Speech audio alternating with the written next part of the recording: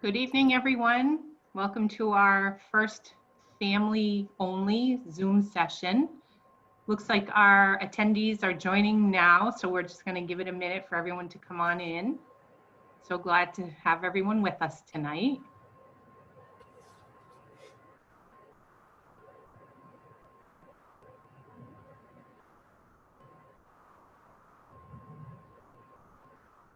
All right, I think we've got a good number, so I'm going to start by saying hello. My name is Sandy Cardoza. I'm the Associate Director of Parent and Family Relations here at Johnson & Wales.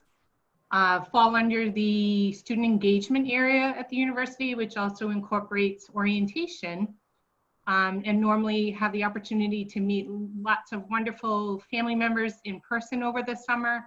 This year, obviously, with everything that's going on, we're forced into this virtual situation, but still super happy to be able to connect with families, just like we've been connecting with some of your students over the past few days and past couple of months, quite frankly. So again, welcome. This is one of our Zoom sessions that we're offering specifically for families of incoming students. So either first-year students or transfer students who are going to be new to Johnson & Wales in September.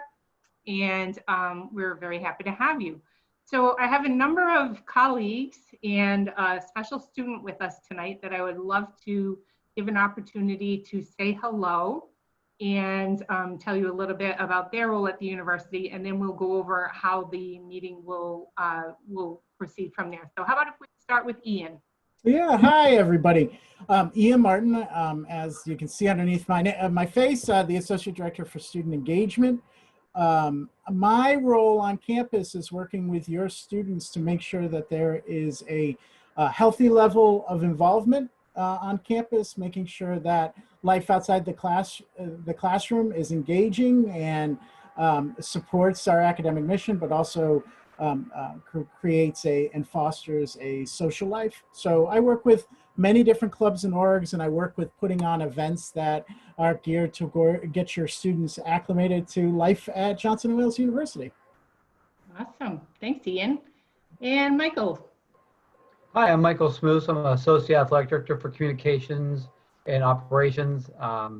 I interact with all of our student athletes pretty much throughout the whole year. I'm at almost every game. I write a lot of the press releases, handle our social media, do all the pictures, the video, and oversee a staff of 5 full-time employees.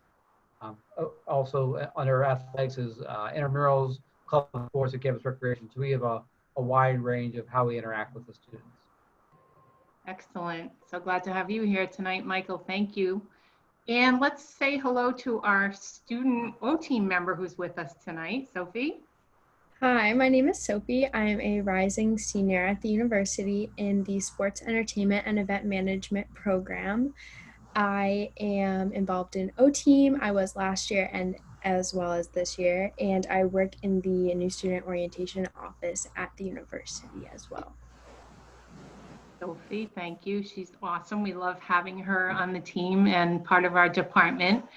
And I have 2 other colleagues that are with us behind the scenes. I think they're able to unmute their video and say hello. I would love to give them an opportunity just to say hi and tell you what their role is in the meeting tonight and a little bit about what they do working with students at Johnson & Wales. So let's start with Kara. Hi everyone, my name is Kara. I work as a program coordinator for student engagement. Primarily, I advise the University Involvement Board. It's a great group of students who put on events that are campus-wide. We have a really fun G-board, so it's a general council of students who also participate and assist with events. So if your student is interested in getting involved in that way, I really encourage them to look out for those meetings once they happen in the fall, whatever format that is. And besides that, I work with Sandy a little bit on social media, so we get to showcase to parents, families, and students all the fun work that our students put together for events and advertising and all that fun stuff. Thanks, Kara. And that leaves Mr. Daryl Miller. Hello. I'm Daryl Miller. I'm the Assistant Director of Operations for Student Engagement, and I'm usually the tech person behind the scenes for all the Zoom calls and for some of the other stuff that we do on campus.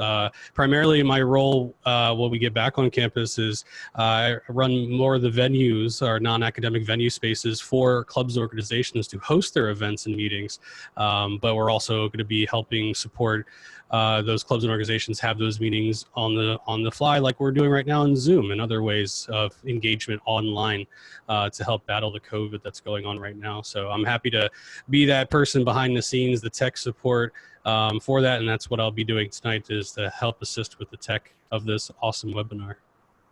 Daryl, do you want to put a quick plug for the groups you advise? Oh, absolutely. There's so much we do. I also advise a couple of the clubs that are on campus and support another club that work with Smoose with athletics. I support JWOOD Live, which is our online radio station that we have for our students. And we go to jwoodlive.com. You can listen to the radio right now. The students that are doing shows for our radio station. I also advise our vocal ensemble. Johnson Wales doesn't have a traditional music department like some universities do, but we have students who still love to participate in music, like pep band and JWOO players, and I help advise the vocal ensemble, which is a cappella singing group that perform national anthems for some of the athletics games and other special things that go around the Rhode Island and Massachusetts area. So yeah. Thanks, Daryl. We love any opportunity we all have to work with students, and you'll find that there definitely are lots of opportunities at Johnson & Wales. So, and you'll hear more about that in the conversation tonight with our panelists. But Kara and Daryl, I'm so glad Daryl talked about being the tech guru. He is definitely not a forte of mine, so I'm sure if I need some saving throughout this conversation, Daryl will be right there, and Kara's going to help with typing some info in our chat as well. So they're going to be behind the scenes. Michael, Ian, and Sophie from the student perspective are ready to answer your questions.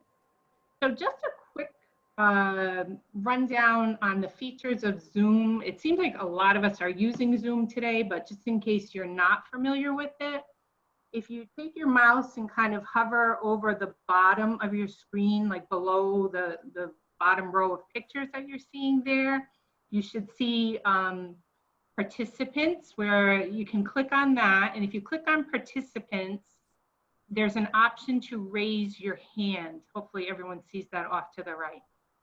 So if you have a question that you want to ask of anyone on the panel tonight, you have two options. You can raise your hand and we'll be able to unmute you and you can actually speak and ask your question.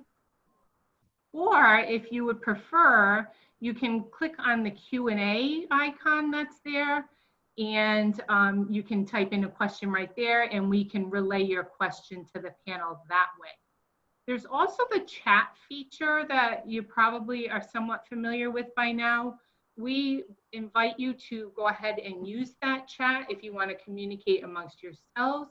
But again, for specific questions for Michael, Ian, or Sophie, we're going to pay closest attention to either the raised hand or questions that are asked in the Q&A. But if we want to maybe try out the chat feature right now, we'd love to hear where you're all watching from tonight. So maybe if everyone could type in the chat your city and state, and maybe we've got somebody from the West Coast today or even further, you never know. We are all working remotely, so obviously communicating with you from our homes. So I see somebody from New York, Massachusetts, Georgia, awesome, Iowa, Delaware, wow. Oh, there's the West Coast. Edie from Los Angeles, hi, welcome. Sandy, can I interrupt? Yeah, please do. Folks, if there's a drop-down menu. If you want everybody to see what you're saying, make sure you drop it down to all panelists and attendees. If you just do all panelists, just the four of us can see it. So it all depends on what you want to be visible. But if you want everybody to see it, drop down to all panelists and attendees. Thank you, Ian. And once again, proof why I am not necessarily the tech person. But awesome. All right, well, it's so great to have you all with us tonight.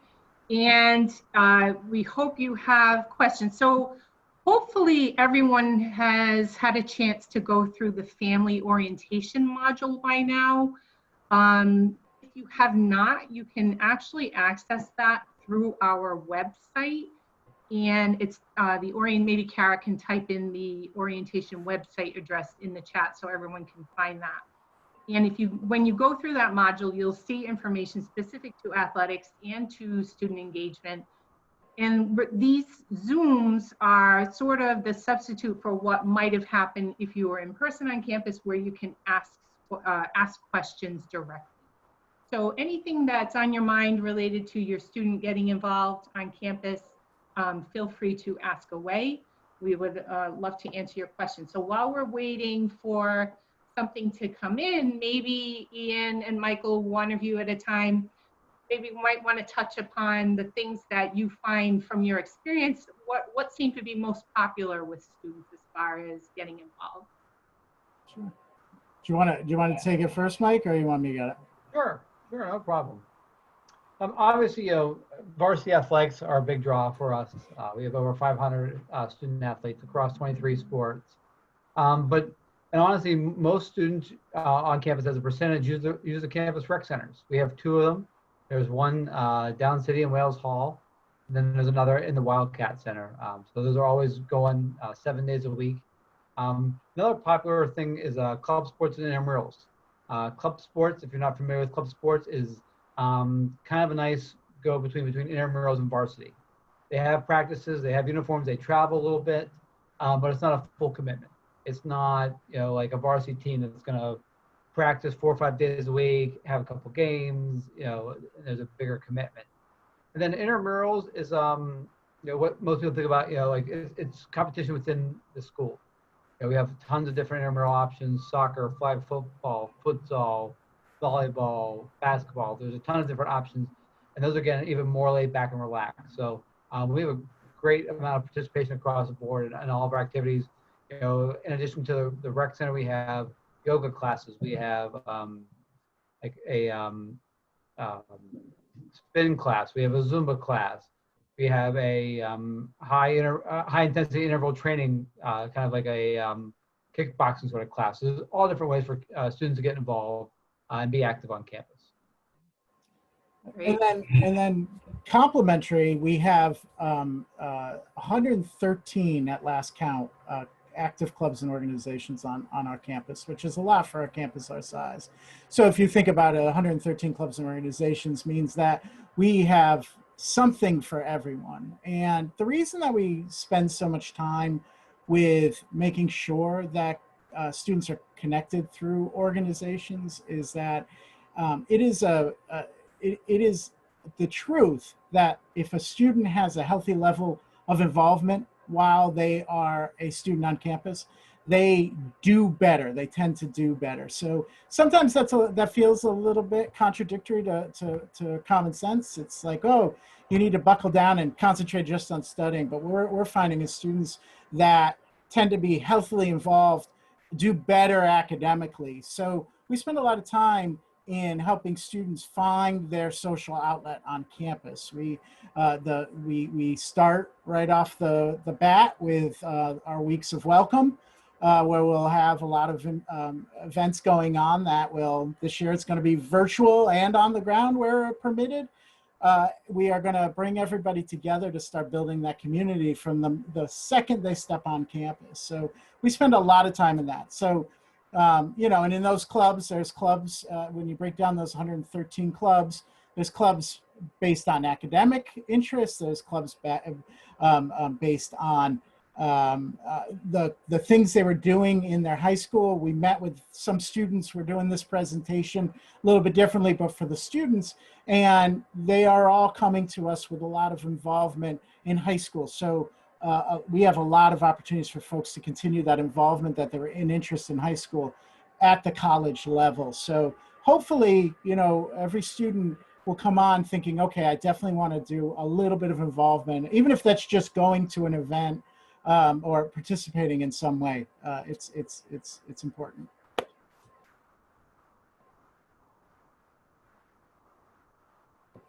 Oh, you're muted, Sandy. I know, as soon as I said, I'm muted. Thank you for that. And it looks like Lisa had a question about the fitness centers, and Kara has already given some information about what's happening with the fitness centers now. And a lot of these families, we're not sure if you're aware, but we actually have some students on campus right now taking culinary labs who were, abruptly interrupted in the spring and weren't able to finish. But maybe, Michael, if you want to just add a little bit more about what the plan is for the fitness centers come the fall, or if you have anything that far ahead yet, or whatever's happening now, is it going to be the same come September? Yeah, we're monitoring all the recommendations from the state and local governments on capacities. Currently, we allow 15 people in the fitness center at a time. It's based on square footage. And we're taking extreme measures with cleaning. Students have to sign up in advance for a time to work out. So we know we can kind of make sure we can limit the amount of people in there at one time. We don't have a ton of people coming in walk-ups. And then we do shut the facility down for a few minutes. And we go through and we wipe down all the equipment that that was touched during the time. We are asking our students to wipe down their own equipment after they're done working out. And then at the end of the day and in the beginning of the morning, we go through again and give the whole facility a good wipe down to make sure we're cleaning it as much as possible. Students do have to wear face masks while they're in the fitness center, not really while they're on the treadmill, but once they're off a treadmill or they're done using a piece of equipment, they do have to wear face masks. Everybody in the building is wearing face masks, so we're taking as many precautions as possible to keep our students safe. And is the plan for September to have both fitness centers open, Down City and Harborside? Yes, we will have both facilities open when fall comes around. And we're looking at different options, maybe moving some equipment around to some different parts so we can accommodate more students. So we can do the best that we can to accommodate as many students as possible. Great. Sophie, I'd love to hear from you. Maybe you could offer a student's perspective on some things that you've been involved with at Johnson Wales and, how that impacted your experience. Yeah, so it's definitely had a positive impact on my experience. I find that I am pretty involved within the school between working, and I'm involved in 2 different clubs. I'm a part of the Live Events Association as well as DECA. So I feel that I am pretty consumed within the school, but every time I see that there's an event posted on the Involvement Network or I see a poster on campus for an event, I always make sure and go because for the majority of the time they're free. I'm always making new friends. A lot of the times I'm meeting people who are in my classes in the future, and then I'll be like, oh, I saw you at One Ton Sunday last year, and then I'll automatically know someone in the class. So it definitely makes me feel more comfortable as a whole. That's excellent. Yeah, it's so important for students to find something that they can connect with and be involved with. Ian, can you talk maybe a little bit about, what do you see from first year students, or any advice maybe to kind of give them that nudge to take that first step and get out there? Well, one of the most important events that happens during those first couple of weeks is our Involvement Expo.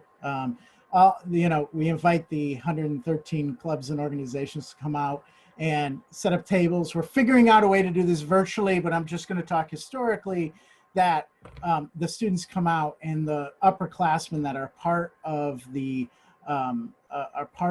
those groups set up displays and they kind of pitch. It is like a trade show. The students come up and say, this is what we offer. We'd love to have you as a member. They are very welcoming.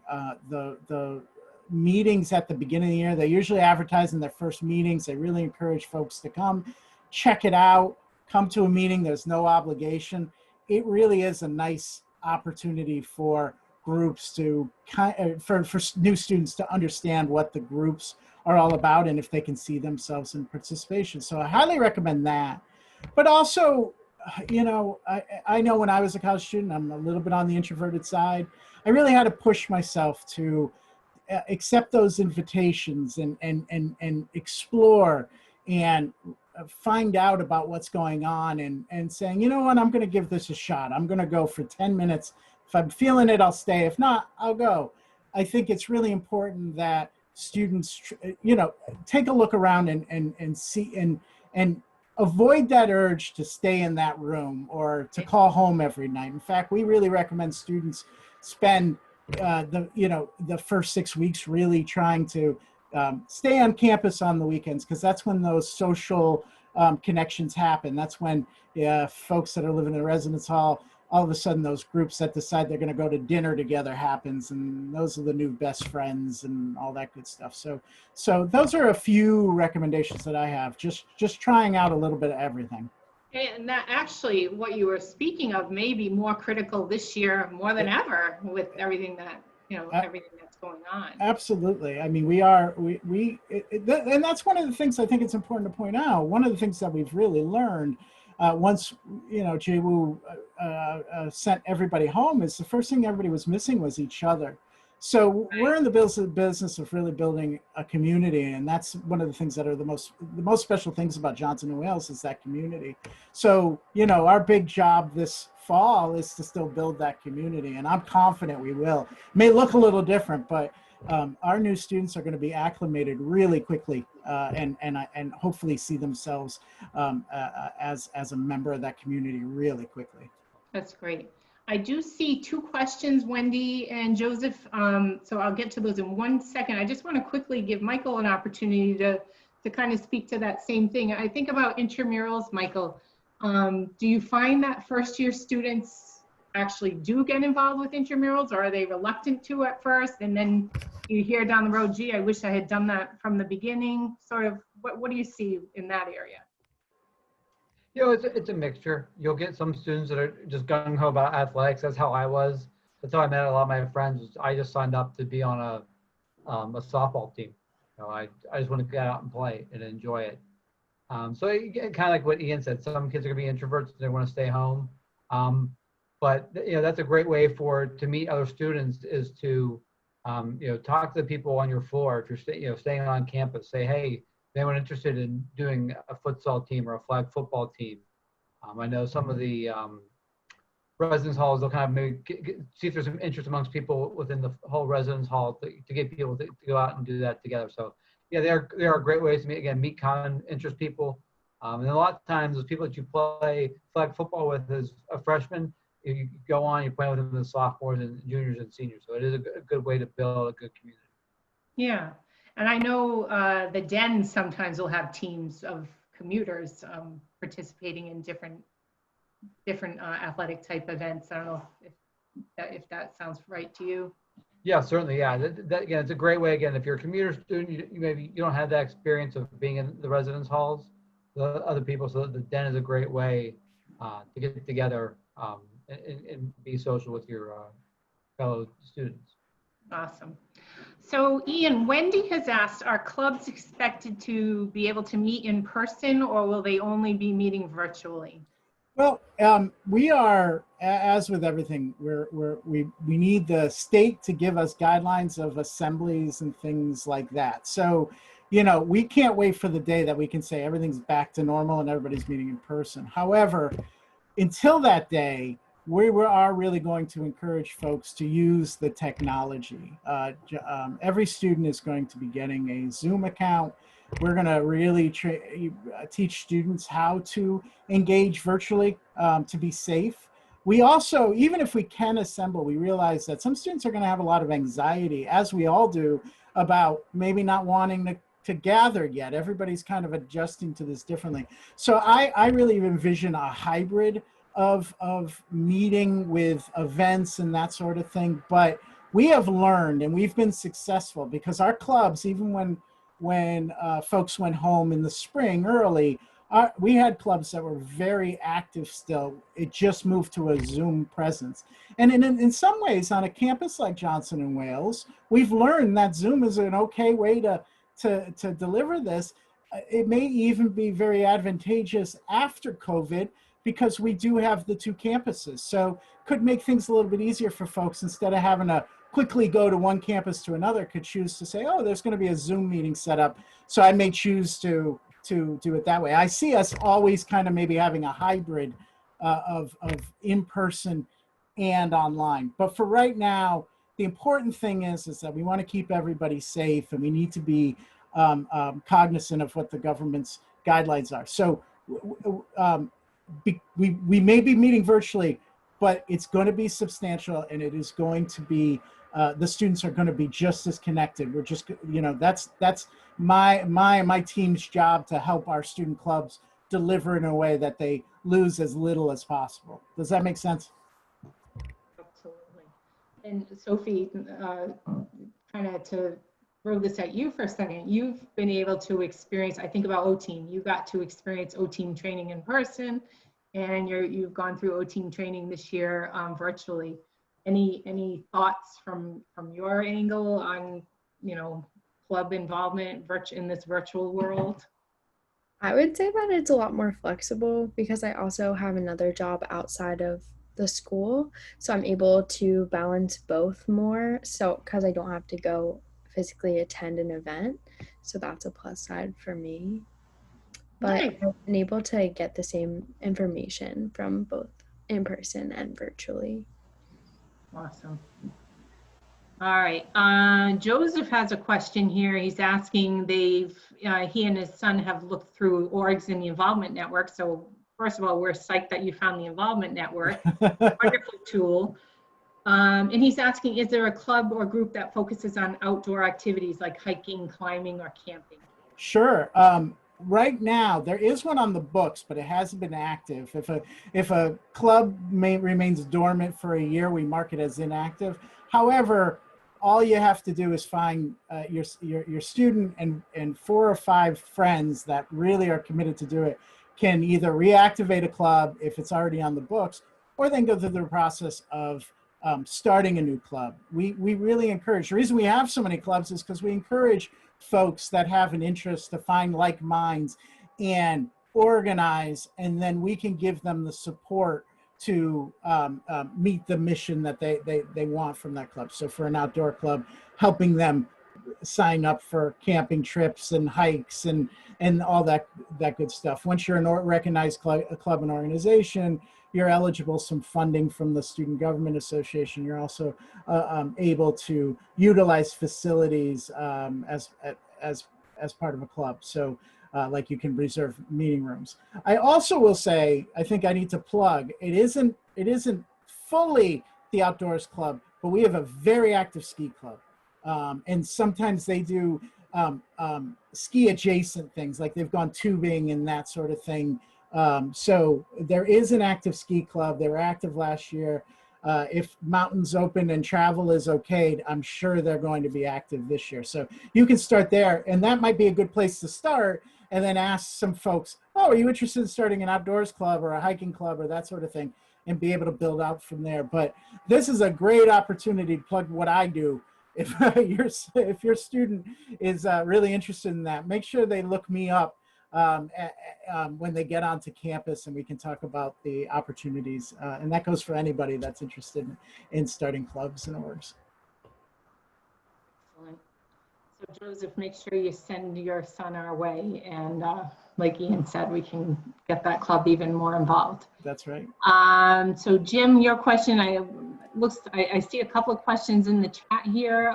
Just as a reminder, if you want to ask a specific question for Michael or Ian, the Q&A is best, but we're trying to follow the chat as best we can as well. I think the question about clubs functioning in person with the virus has been addressed. If you need more clarification, Jim, just put it in the Q&A for us. Alicia's asking about homecoming. So homecoming and family weekend. I can actually answer a little bit of that because with my role, I'm very involved in the homecoming and family weekend plan at the university. We have been in discussions on homecoming and family weekend. We've not officially announced anything yet, but know that we are committed to offering something. We're looking at even possibly extending it beyond the typical 2.5 days that we would normally do if we are looking at a strictly virtual setup. But So we should have some kind of information specific to homecoming and family weekend coming out soon, leaning toward the fact that we likely will not be allowed to have groups the size that we typically do attract for homecoming and family weekend on campus. So really trying to figure out a way that we can offer an experience for our students and for our families at the same time without losing some of the tradition that is so special about that weekend. Anything specific from the athletics side, Michael, on homecoming? No, as of now, we have a full slate of games for that weekend, and we're planning on going forward as possible. With crowds and games, we're monitoring what the state in our conference, the Great Northeast Athletic Conference, is saying in terms of competitions. As of now, we're planning on playing athletics in the fall. We're not quite sure how that's going to look right now, but the plan is still to play games. Awesome. And Jim in the Q&A is asking, will there be intramurals in the fall? Again, same thing. They kind of all fall along those same lines of guidelines of how many people can we have in a particular area. Better chance outside. Right. Where the governor is allowing more people to be outside versus inside. But in the fall, most of our things are outside. Your soccer, your flag footballs, things of that nature. So we're just kind of trying to figure out, what we can and can't offer. Okay, great. Thank you for that.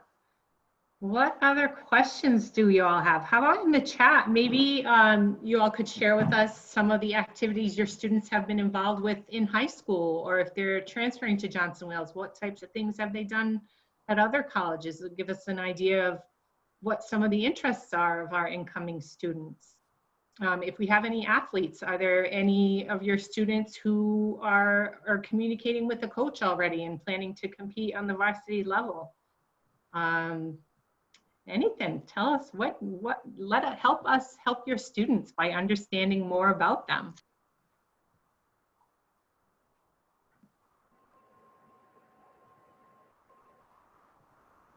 Sophie, what did you do in high school that you continued, or did you pick up completely different activities once you came to JWU?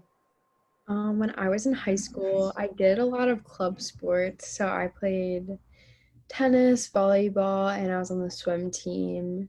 And then when I was also in Future Business Leaders of America. And then when I came to college, I did more event-based clubs because that's relating to my major. And then I switched over to DECA.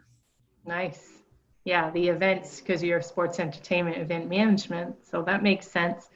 Ian, I don't know if you want to answer this or if we want to pull Daryl back up from behind the scenes, a question about the pep band. This would probably be Michael. Michael, yeah. Yeah, sorry, Daryl. I thought I was going to have a chance to bring you out there, but a question about the pep band, Michael.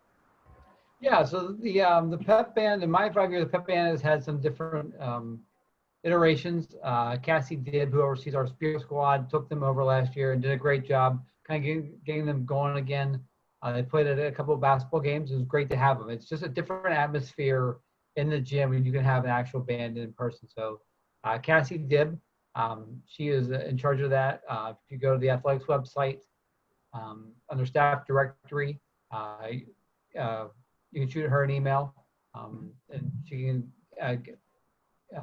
give you some more information about that. I'm kind of looking at the chat. I'm going to hop in. So Jim, varsity tennis. Devin Kitterick is our tennis coach. He coaches both the men's and the women's teams. He'd be one to contact again. I believe tryouts are in the fall for the guys. Women, I'm not quite sure about. And then club crew. He's hired a new rowing coach, Dave DeLuce, I believe is how you pronounce his last name. He oversees the women's varsity program and the men's club team. So again, he'd be the contact. So any questions about tryouts, more information about a team, go to the athletics website, providence.juathletics.com. Go to the staff directory. I'll throw a link in the chat for everyone to see. And you'll see the coaches' emails. Everyone's working remotely right now, so the email is the best way. If you call their office phone number, you may not get them. So I'll throw that in there. Again, I see Judy, again, your daughter cross country. That's great. Again, Holly Walton's our cross country coach again, so I'll throw the link in there as well. Awesome. Before we lose any of these questions, Ian, do you want to comment on what Mary asked about the culinary club? Yeah, it looks like yeah, her son's the treasurer of the culinary club. That Mary, you're opening it up for me to brag about our culinary clubs. We have about I'm going to say 10. I don't know the final count, but it's around 10 of all walks of life. There's Operation Peace Love Bread. There is our baking and pastry club. There is Cooking Asia. Just JWU and I have the really great opportunity of working down next to the culinary groups, Yeah. so I get to sample a lot. So they are near and dear to my heart. But that's great. I think somebody that has done a treasurer position will be very sought after in the culinary clubs, because a lot of times they have the love for cooking, but they may not have that love for numbers. So I have a feeling your son will be pretty popular once he's on campus. You know, I'll never forget this story. I mean, probably 6-7 years ago, there was a student who I got to know down city. I think she was a marketing major. No connection to the culinary program as a major, Ian, but she just was interested in baking, and she joined the pastry arts club and loved it. I'll tell you that, and that's true of all clubs. Even if they're associated, what you would consider associated with a major, sometimes that's a great way for students that aren't sold on exactly what they want to do. Joining a club could give them a little bit of an interest. So we do encourage folks that have an interest, even if they're you know, cooking's a hobby. I don't want to do it as a career, but it is a hobby. You're going to be working with every culinary major. Their advisors have to be a chef because they need a chef for the kitchen. So they're going to get exposure to the expertise that we have on campus. And the same's true with any of the major clubs. So it's a really great opportunity for students to explore and learn a little bit more, which is what college is all about. We want students to really learn about themselves and learn about opportunities and things like that. Explore new things too. Exactly, So, exactly. Michelle, we see that your daughter did theater, student government, and visual arts. Definitely, we've got the theater and the student government, visual arts too. Yeah. Oh yeah. We have the media club, and we have a bunch. I want to say I happen to advise our student government association, so you know, definitely have your student reach out to me. The easy thing about my email address, if you see it's Ian Martin, just put a period in between and an @jwu.edu at the end, and you can send me emails. And I love meeting our students and helping them get involved and that sort of thing. But yeah, we and our theater they are the can-do theater. You know, last year they were in the middle of, they really took on, they were doing Pippin the musical and worked really hard. And you know, of course, when the campus shut down, there was no way for them to stage that play. But luckily, they had been filming a lot of their rehearsals, and the leadership of the club put together a doctored tape of all the rehearsals and things, and actually put it out on YouTube and did a viewing party. So to me, that the initiative that took, and the will to put on live theater is really something exciting. Yeah, it's a great group. Yep. Question about the contact for the pep band, and I see that Michael has put the website information in here, and that name, Cassie Dibbs, she is the staff person who works with the pep band, so thank you for that. Question about the cross country and soccer, again, you can find that those coaches' information in the directory that Michael shared there. So, Skills USA, that's one of our national student organizations. Definitely have an active Skills USA chapter on campus. A lot of culinary students are familiar with Skills USA, but they also have events for students in criminal justice and a lot of the engineering and design type programs. So glad to hear that your student, Thomas, is involved with that, and hopefully he or she will continue to explore that at JWU. So Shannon, all right, this is a question here about what you're seeing related to the Miami and Denver campuses being shuttered. So yes, an announcement did come out about the North Miami and Denver campuses closing after the next academic year. The reason for that was not communicated as being a direct correlation to COVID. And I don't know if Ian or Michael, if either of you recall the wordings more specifically, but it had to do with just basically the strategic direction of the university. And it was a decision that was made. So new first-year students are not enrolling at those at those campuses. They were given the option to transfer their acceptance to Charlotte or Providence. And then what you're asking here, Shannon, about, you know, accommodating the additional students, class size, rooming, dining, things like that. I'm confident those are all things that are being considered, and you know, lots of decisions and planning is being put into all types of things. I personally haven't been involved in those conversations. And maybe Kara can put in here the link to the Wildcat Welcome site, which a lot of these big announcements are posted in there, and the impact that they're going to have on campus. But you know, we've got departments like residential life coming up in a future chat. Actually, next week, residential life will be with us. Academic supports programs or areas will be with us in 2 weeks. So they certainly could speak more directly to some of those concerns. I don't know if you have anything to add, Ian or Michael. No, you know, I think the important thing is that every student that is at any of the campus are going to be welcome, but I don't know. Kara, if she can get that website, there it is. She just popped it up. That really is the information we all have at this point. So I instead of adding to it, I'm going to direct everybody to that site.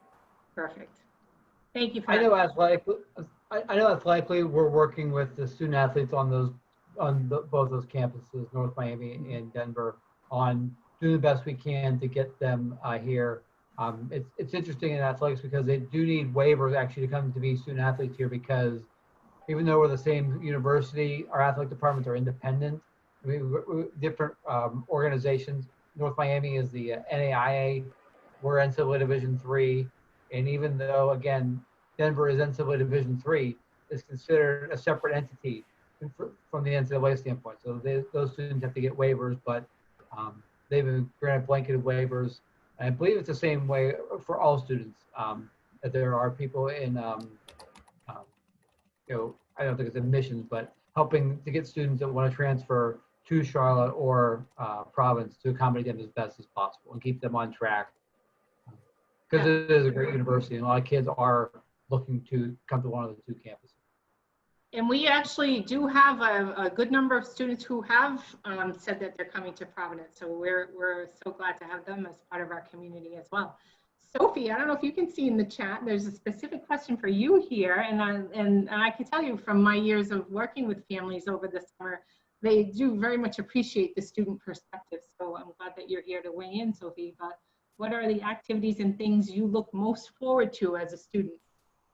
Yes, so I would say I like a good variety. So I love all the Welcome Week activities. They're all filled with different kinds of activities. There's like roller skating, Ignite the Light, and there's like s'mores. I love s'mores, so that was my favorite part, I think, of my first year. And then I loved going to the different sporting events. So me and my friends would go to the dining hall and then grab a pizza from Red Sauce and go watch the soccer game.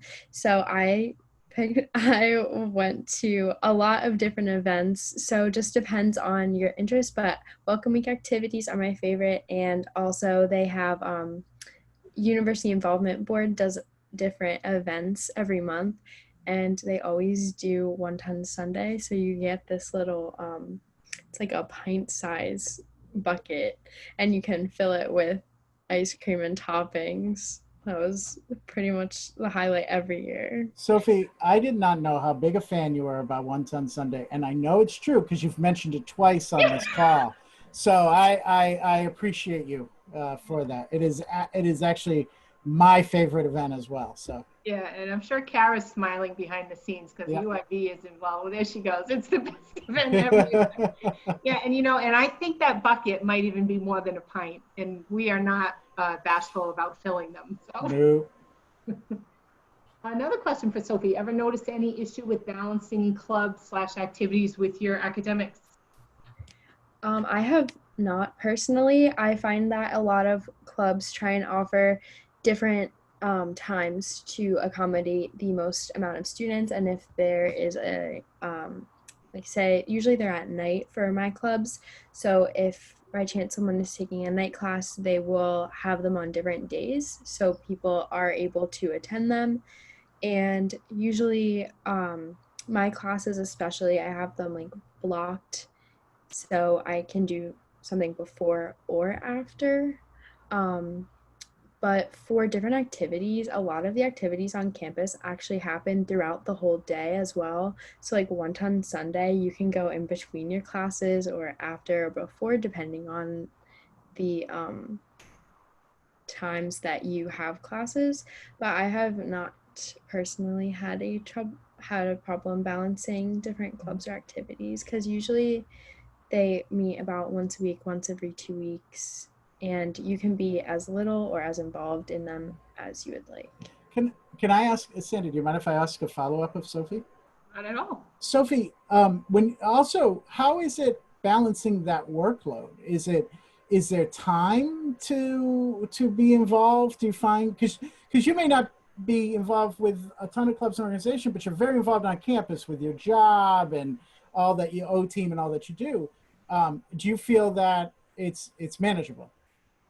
I think it's very manageable. I actually really enjoyed when we went virtual. I ended up working like 30 hours a week at my other job and doing like a full term of classes, and I found it like just very manageable, and I was still able to meet with clubs virtually, and we were having those meetings. But yeah, I find it pretty manageable as long as you have that. Yeah, you have to find that balance, not overwork yourself or you're not gonna enjoy it as much. What was your schedule like, say, your first half a year as a first year student, where you probably didn't work the amount that you do now? I would imagine there's an adjustment. So my first term, I was really just getting to know all the people in my dorm. So we would always like leave our doors open and different people would pop in and we would get to meet people that way. We went to a lot of the first week events and then we met more people as time went on and then just continued going to different events on campus. And it turns out a lot of my friends were the same major as me, so a lot of us joined the events club and then we would just always walk to the meetings because they were on campus directly after. Sure. Awesome. All right, any other questions? Feel free to, we're kind of keeping up okay with the chat, but you can also put them in the Q&A, or if anyone would like to be heard, raise your hand and we'll unmute you and you can speak to our guests here. But yeah, I think, Michael, when would the fall athletes start like practicing and stuff, assuming they are able to compete? Do you know? You're muted. You're muted.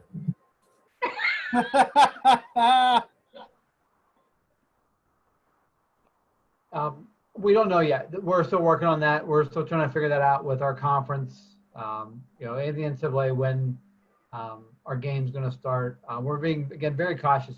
Our students and our student athlete safety is our number one priority. So making sure that they can come back. It probably will be later. Don't quote me on that. Than normal because they need a longer acclimation period now. Because a lot of our student athletes coming in, they would have had a spring season. They would have had club teams. They would have had travel teams.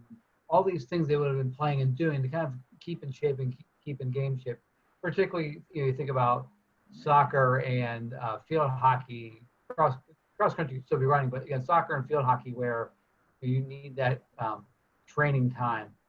So we're being very careful about bringing them back slowly to make sure that we avoid all the injuries, keep them safe, keep the social distancing. So I would say probably by the end of this month, we should have a statement from the conference office, in the school as to how we're going to proceed.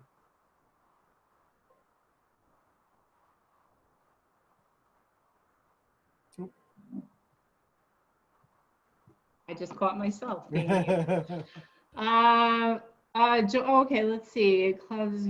Yeah, Yesenia, we're glad that you're with us. I see that you joined a bit late. Yeah, Ian did talk about what's going to happen with clubs and activities and Greek life with restrictions. Going to do the best that we can with maybe a combination of in-person up to the allowable group size and some virtual, so it may be a hybrid situation. Is that pretty much what you said, Ian? Yeah, and this is the thing. There will be opportunities to connect with students. We're not going to lose that. We're being creative on how that happens because we know how important that is. So there will be social components to campus as there always are. And we're going to recognize our big milestone events and that sort of thing. The students are going to feel it. It may be a little different, but we are really committed to making sure that there are those opportunities. Thank you. Jim, your question here, initial reaction to how summer culinary labs are going. We're 3 days in. Have you been on campus, Michael? You're on Harborside, right? Anything from your end? Yeah, the students I've talked to and come into the Wildcat Center, I've seen a couple of the chefs, the professors around. So it's going well. It's different, obviously, smaller groups and people wearing masks all the time. But a lot of the students are just happy to be back on campus. They're just glad to be back again. As Ian pointed out, one of the things that students missed out was the community, was that feeling of being connected. And they're starting to get that back a little bit. So far, so good. I haven't heard anything to the contrary, so it seems like it's going well. That's great. And if you follow our parent and family social media, so our parent and family, JWU Parents and Families Providence Campus Facebook page, we actually shared and Kara mentioned it here. Boy, we think alike, Kara. We shared an article today that highlighted the start of culinary labs, and it had a couple of photos attached to that, so you might want to look for that. And Thomas, your question about being involved and supportive, I immediately think of our Parent and Family Advisory Board, or PFAB as we call it. And when you go through the Parent and Family Orientation module, toward the end, I believe it's on the page that talks about next steps, there's a link where you can connect to our website and find out more information about that PFAB. And we'd love to have you apply if you think you'd be interested in that. Is there anything specific to, well, I don't know if this is a family member of an athlete, but I would imagine a lot of athlete families are pretty involved also, Michael, on your end, like with the teams and whatnot. Mm-hmm. Yeah, certainly. A lot of our teams will do, tailgates kind of after the game. I think they have maybe some group texts or some email lists. The coaches are your best source. They're, the number one information for that. But yeah, a lot of our parents are heavily involved. They'll travel again. A lot of times they'll do tailgates or kind of like a potluck after a game, usually weekend games. A lot of our teams will do that. So it's a great community because, again, my daughter played travel volleyball. So, you see these people a lot. It kind of become your extended family for 5-6 months out of the year. Sure. Great. All right. Well, we are coming up on our 1 hour mark. And unless there are any other last minute questions, we will get ready to wrap it up. I just want to again mention, even though you did tonight, that doesn't mean you can't join us for future webinars or Zoom sessions. So next week we have Living on and Off Campus. So there'll be one space specifically for family members of resident students students that are going to live in the residence halls, and a separate group for families of commuter students. Always seems to be lots and lots of questions for those two areas, so make sure you join us for that. And if next week is not good for you, we're offering those same two departments again on August 19th. And then in 2 weeks, July 22nd, we have the academic support areas like Academic Success Center, Accessibility Services, Experiential Ed and Career Services, and Academic Counseling. Then Auxiliary Services is on tap, Wellness at JWU. Director Rose from Campus Safety and Security is scheduled to be with us on August 12th. So he's another one that, especially from families, he always talks about how families have so many questions for safety and security, maybe not necessarily the students. If you want to hear from Director Rose, make sure you come back and see us on August 12th. So again, all of this information is accessible through links on that family orientation module, which we gave you the link to our orientation website kind of early in the chat here. And if you have any questions, feel free to reach out to any of us directly. I know they're welcome to contact me, Michael and Ian, same on your end. I just threw my my email into the chat, so people Awesome. feel free. That's a great way to get a hold of me. Excellent. And Sophie, you are connecting. I don't know if you want to quickly mention some of what you're doing right now with students through your O-Team meetings. I mean, families wouldn't necessarily reach out to you, but you might want to share a little bit about how you're connecting with some students. Yeah, so for O-Team, we're also doing virtual Zoom sessions, and we are walking students through the process of JWU Link, which is a very big website for us at the university. And we are connecting with students. We meet with them, they're smaller groups, so we get to know them on a more personal basis as we would if it was in person. And we also, the majority of the team has Instagrams connected, so we share those usernames at the end of our Zoom session, so students are welcome to follow us and ask us any questions. Yeah, so if your students have not signed up for one of those O-Team meetings yet, make sure they do that. And they also are required to do an academic session. Those are happening on Fridays at 12 noon by college. So check in with your student. If they tell you they're done with orientation, it's not just the online module. They've got to do a team meeting and connect with the academic area at some point as well. So with that, I don't know, Karen, Daryl, if you want to come back and say bye or just wave, but thank you all so much for joining us tonight. We hope to see you a week from now for Living on and Off Campus. And thank you, panelists, for joining us. And this has been fun. Thank you. Thanks, guys. Bye. Bye-bye.